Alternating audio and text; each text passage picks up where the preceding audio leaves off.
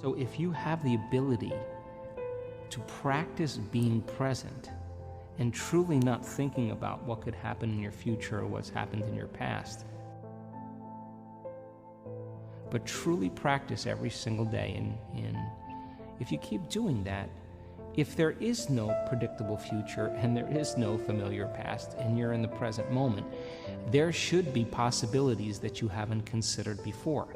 The beauty behind all of that means that the moment you are open to possibility and you're no longer focusing on knowns or familiars in your life, that's the moment you start experiencing those synchronicities, those serendipities, those coincidences that are happening all around you, because you're no longer investing your energy in a predictable future or a familiar past. And I think that you can teach that. And I think when people really start centering themselves and practicing that, they should expect the unexpected in their life. They should expect unknown events to begin to occur, possibilities that they haven't thought of.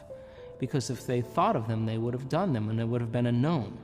But so we have to stretch out into that world of possibilities, which is the unknown. And I'm interested in that supernatural process. I believe in human potential, and I've witnessed transformation and healings enough times to say that anybody can do it if they're given the proper instruction. I'm going to assume that the expression of this divine intelligence within us is the expression of life, which is equal to the health of the body. And that I think when we take time out of our busy lives to invest in ourselves, to become a work in progress, to begin to decide what thoughts we no longer want to think, what behaviors we'd like to change, what emotions we want to transform, and every single day make an effort to remove the blocks and the masks, the facades that stop the flow of the divine in us. When we begin to do that kind of work, that intelligence begins to move through us, and that's when we become more like it. We become more willful. It has an amazing will. We become more mindful. It has an infinite mind. We become more conscious. It's a consciousness. We become more loving. It's a loving intelligence. We become more giving. It's a giver of life. I think its nature begins to become our nature. Its mind begins to become our mind. And the side effect of that, I think, was we move from this selfish state to this selfless state. And transformation does something really amazing. When you free yourself from the chains of those emotions that keep you anchored in the past, and you go from particle to wave, from matter to energy, and you begin to liberate energy, and your heart starts to open, and you feel one or connected to something greater. There's only one thing you want to do when you feel this way, and that is you want to give. You say, I feel so amazing. I want you to feel the way I feel. And so the natural tendency is to give something away, because you feel so whole in that moment that it's impossible to want. Now, why would you want when you're whole? Now, that to me is the natural state of being. Disease can exist in that state of holism.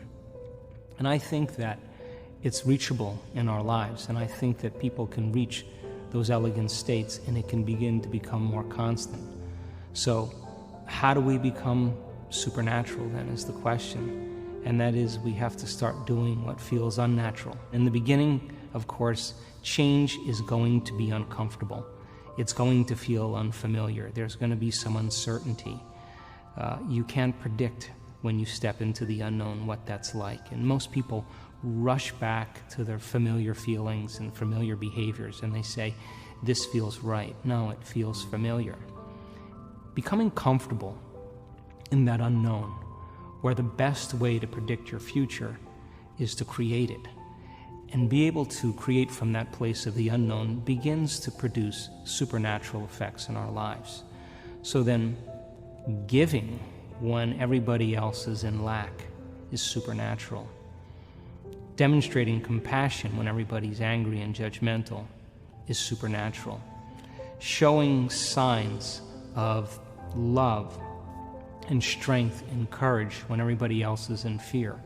I think if we keep doing what feels unnatural, sooner or later will begin to become supernatural.